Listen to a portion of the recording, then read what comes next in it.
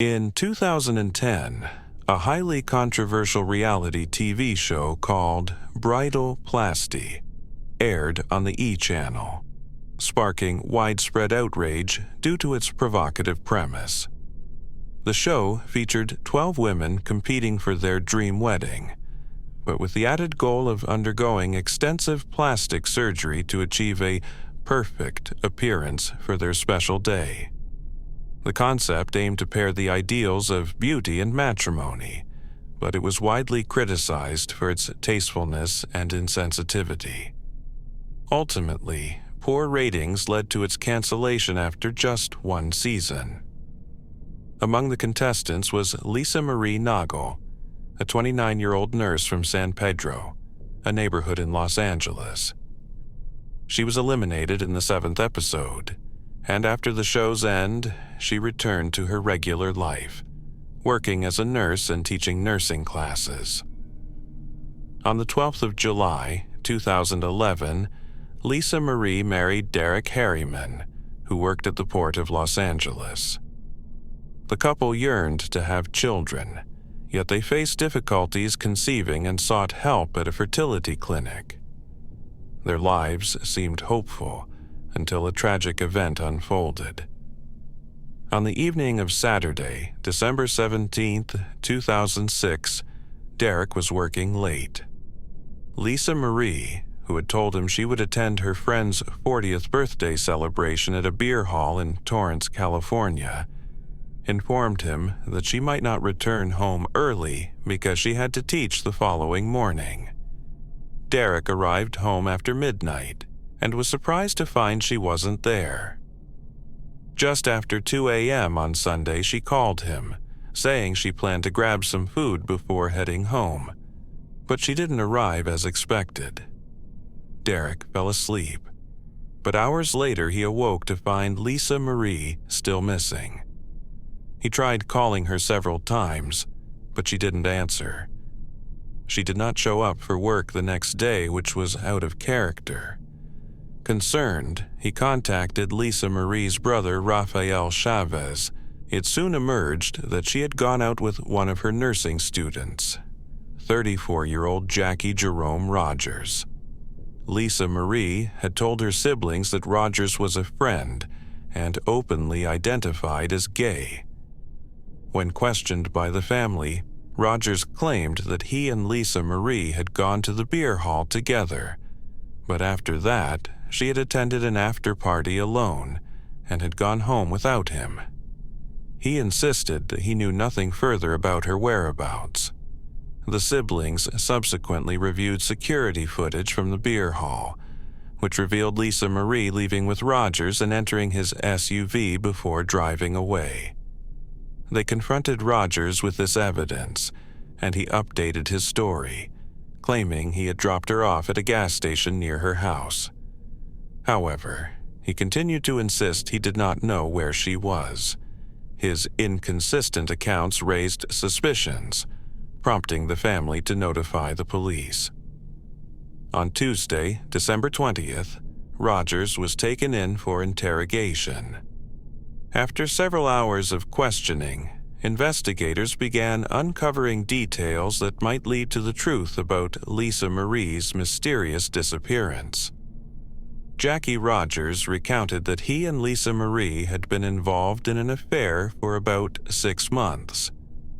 One evening, after visiting a beer hall, they stopped at a fast food place, sharing a meal and chatting for around half an hour inside his SUV. During this conversation, Lisa Marie suddenly announced she was ending the affair and intended to reconcile with her husband, even trying to conceive a child with him. Enraged by this revelation, Rogers grabbed a hammer from his vehicle and struck Lisa Marie in the head 8 times. He then drove her to his backyard, where he dug a hole and placed her body inside. Noticing she was still alive, he hit her twice more with the hammer to ensure her death. Afterwards, he covered her remains with soil and manure, instructing investigators to search the backyard for her body. Rogers faced charges of first-degree murder.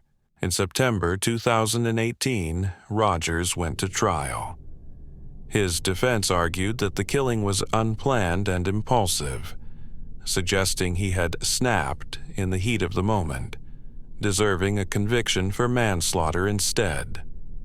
The trial lasted a little over a week. However, after 3 days of deliberation, the jury found Rogers guilty of first-degree murder. In April 2019, he was sentenced to 26 years in prison. At the time of this account, 40-year-old Jackie Rogers is incarcerated at the Wasco State Prison in California, with eligibility for parole set for August of 2033. Moving to a different story, Andre Montgomery Jr. was born on June 16, 1940, in Columbus, Mississippi. After finishing high school, Robbie Montgomery and 2 friends formed a doo-wop group. Soon, they were hired as backup singers for acts like Ike and Tina Turner. Among her bandmates was Stuart Lassiter, with whom Robbie had a romantic relationship, resulting in the birth of their son, Andre Montgomery, in 1961. Robbie and Stuart's relationship didn't last, but her musical career continued. In 1960, Robbie became part of the Ike and Tina Turner Revue, where her group was known as the I-Cats. Despite being backup singers, they also released singles that charted on the Billboard Top 100.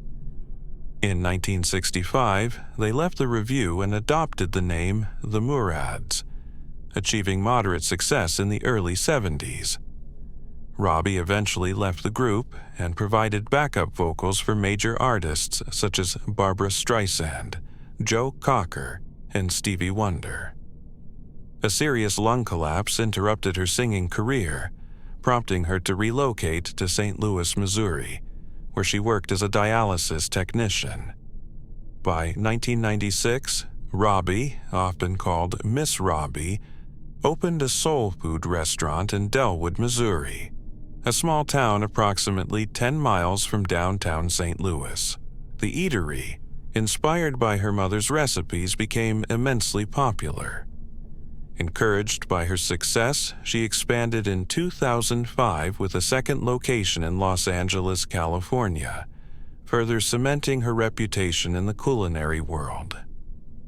In 2012, the reality series Welcome to Sweetie Pies premiered on the Oprah Winfrey Network, known as OWN. The show centered on Miss Robbie and her family as they worked to open a third restaurant in St. Louis. A significant part of the narrative explored Miss Robbie's quest for love, despite having never married, while also chronicling her family's struggles and triumphs. Among those featured was her son, James Norman, often called Tim in the series, which kept viewers engaged season after season through multiple renewals. One recurring figure was Miss Robbie's grandson, Andre Montgomery Jr. Born to Miss Robbie and Art Lassiter, Andre was a high school student living in Lubbock, Texas, when he first appeared on the show in 2011. The series depicted his life challenges, including difficulties at school and the tragic murder of his father, who had been shot in a gang-related incident in 1995. Later, Andre moved to St. Louis, where he graduated high school. His last appearance was in 2013. On March 14, 2016, 21-year-old Andre was visiting a friend's home in St. Louis when a man entered and shot him once in the head. Despite immediate medical assistance, Andre was pronounced dead at the scene. Police did not arrest anyone at the time, and no suspects were identified in the following months. Sweetie Pies was ultimately canceled after 9 seasons, with the final season airing in May 2018. Then, in August 2020, law enforcement shocked the public by arresting Tim Norman, one of the show's stars. The investigation uncovered a complex plot masterminded by Norman, Miss Robbie's son and Andre's uncle. In 2014, Norman had secretly procured life insurance policies on Andre, totaling $450,000, with the help of insurance agent Wally Rabbi Yangnam. Authorities also discovered that prior to the murder, Andre was facing financial difficulties. Cell phone records and emails revealed Norman had enlisted the help of an exotic dancer, Tarika Ellis, paying her $10,000 to locate a hitman. The authorities identified Anthony Hill as the individual who carried out the shooting. Hill later cooperated with police, admitting he was paid $5,000 to kill Andre.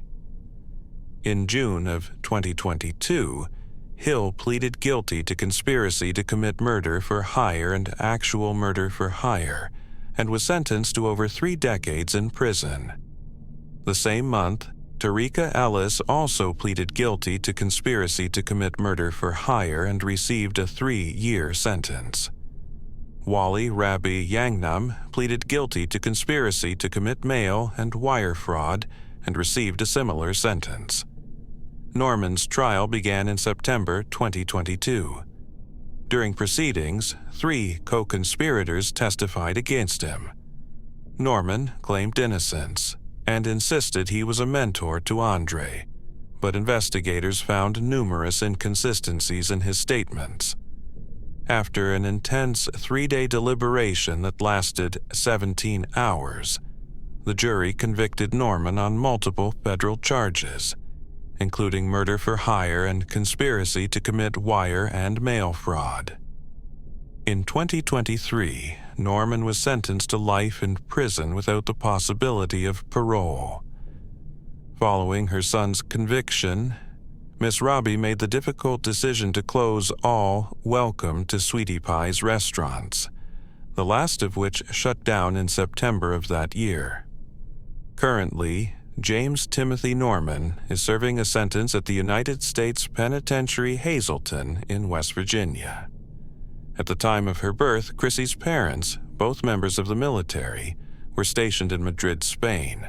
Originally from Louisiana, they moved to Biloxi after returning from Europe.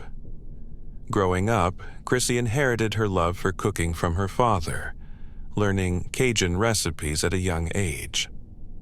In December of the year 2000, she graduated from Louisiana State University with a double major in German and performing arts, then trained as an actress at the Atlantic Theater Company in New York. Chrissy's early career included performing in various stage productions and small roles in films and television. Her first acting role was portraying a juror in a legal drama called Family Law. Despite her acting pursuits, her passion for cuisine remained central. By 2003, she was working as a chef on the set of the film Mona Lisa's Smile, which starred Julia Roberts. She also appeared in minor, uncredited parts in other projects. Over the following years, Chrissy continued to secure minor credited roles in independent films, while her culinary career gained momentum. Her talent for creating exquisite food led her to work as a chef on numerous major film and television productions, such as The Stepford Wives and HBO's The Comeback. In 2005, she established a catering company named Classic Catering, which serviced high-profile projects including Ender's Game and Dawn of the Planet of the Apes. In 2012, Chrissy was chosen to compete on the 8th season of Food Network Star. On this show, she was part of Elton Brown's team, coached by 3 celebrity chefs: Elton Brown, Bobby Flay, and Giada De Laurentiis. Unfortunately, she was eliminated in the first episode. Despite the setback, Chrissy persisted with her catering business, working on numerous film and TV sets throughout the mid-2000s. During this period, she met Joseph Codd, a stage technician working on the CBS crime series Without a Trace. What began as a friendship gradually grew into romance. The couple married and decided they preferred a quieter life. Far from Los Angeles' hustle, they settled in Leicester, North Carolina, a town with fewer than 20,000 inhabitants. In October of 2014, Chrissy and Joseph tied the knot, and around the same time Chrissy discovered she was pregnant.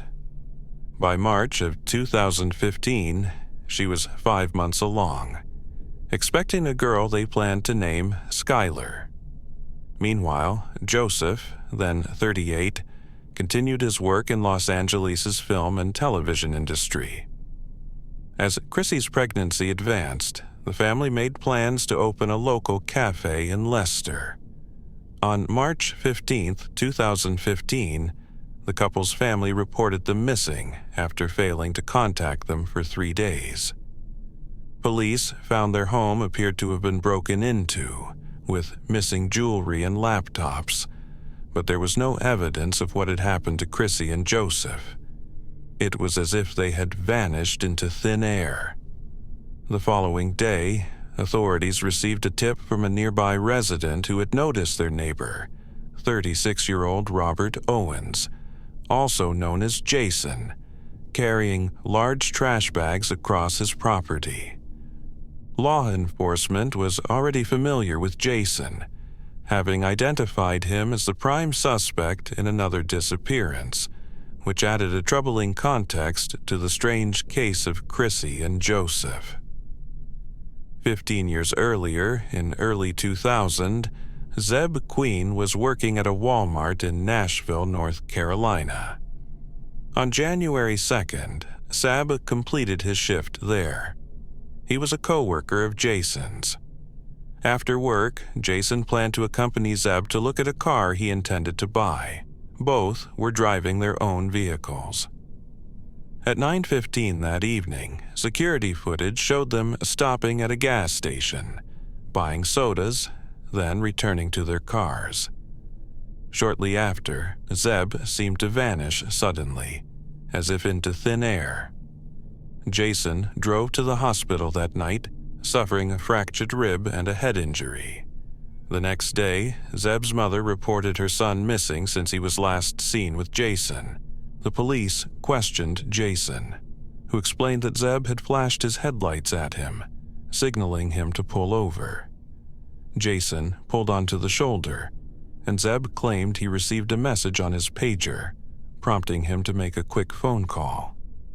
While Jason waited, Zeb returned in a frantic state, saying he had to cancel their plans and drove off again. Jason, in turn, said he sped away so rapidly that he clipped his rear bumper. He also mentioned he had been in another car accident that evening but chose not to report it to authorities. Approximately 2 weeks after Zeb went missing, his abandoned car was discovered in a parking lot of a barbecue restaurant in Asheville, North Carolina. The vehicle's headlights were still on, and inside were an old hotel room key, a Labrador mix puppy, and a pair of limbs drawn in lipstick along with 2 exclamation marks on the rear window. Despite these clues, there was no clear evidence of Zeb's fate. As a result, the case eventually went cold. 15 years later, investigators received a tip suggesting Jason had been seen handling large garbage bags. They examined whether he had a connection to the missing couple. Besides living just a mile from the Codd's residence, Jason was considered a good friend. They knew he had worked on their home as a contractor. The police searched Jason's property a day after the couple was reported missing and found human remains in a wood stove. DNA testing confirmed these remains belonged to Zeb and his wife. Subsequently, Jason was arrested and charged with 2 counts of first-degree felony murder of an unborn child, breaking and entering, and larceny. Facing the gravity of the first 3 murder charges, he was potentially facing the death penalty if convicted. 2 years later, in April of 2017, Jason Owens accepted a plea deal. He pleaded guilty to 3 counts of second-degree murder and 2 counts of dismemberment. His sentence was set at a minimum of nearly 60 years, with the possibility of serving up to 74 years behind bars. He received a sentence of 5 years in prison, offering a bizarre explanation for what happened to the victims. He claimed that their car had become stuck in a ditch, and he was assisting them at the time. According to his story, he was in the driver's seat when he accidentally ran over the victims, then backed over them. He admitted that he realized he had killed them afterward. Fearing imprisonment, Jason said he wanted to make it seem as though the couple had simply disappeared. To cover his tracks, he used a reciprocating saw to dismember the bodies, then disposed of the remains in a wood-fired oven. He also moved their car, broke into their house, and stole several items to create the illusion that their disappearance was the result of a robbery. For 3 months after Jason Owens was sentenced for the killings, authorities believed he was responsible. In July of the following year, over 22 years after Zeb went missing, Jason faced new charges for Zeb Queen's murder. Once again, he made a bizarre confession, claiming that it was not he but his uncle Walter Owens, also known as Gene, who had murdered Zeb. Jason alleged that his abusive and controlling uncle had lured Zeb into Bishkash National Forest. According to his story, Zeb was supposed to meet a woman named Misty Taylor, with whom Jason was interested. When Zeb arrived at the park, Jason claimed his uncle shot him with a .22 caliber rifle, then dismembered and burned the body. Jason admitted to assisting in covering up the crime. The police doubted Jason's version of events, especially since his uncle Gene had died in 2016 from a heart attack. They believed Jason likely was responsible for Zeb's murder and that he had fabricated the story about his uncle. Zeb's remains have never been recovered, and the authorities remain uncertain of the motive behind the killing. They also suspect that Jason accidentally killed the Codds with his vehicle. At present, Jason Owens, aged 43, is imprisoned at the Alexander Correctional Institution in Taylorsville, North Carolina, where he is expected to spend the rest of his life. The case remains unresolved due to a lack of concrete evidence linking Jason to the murders or clarifying his motives. The police continue to believe that Jason was responsible for Zeb Queen's death, but the true circumstances have never been fully established.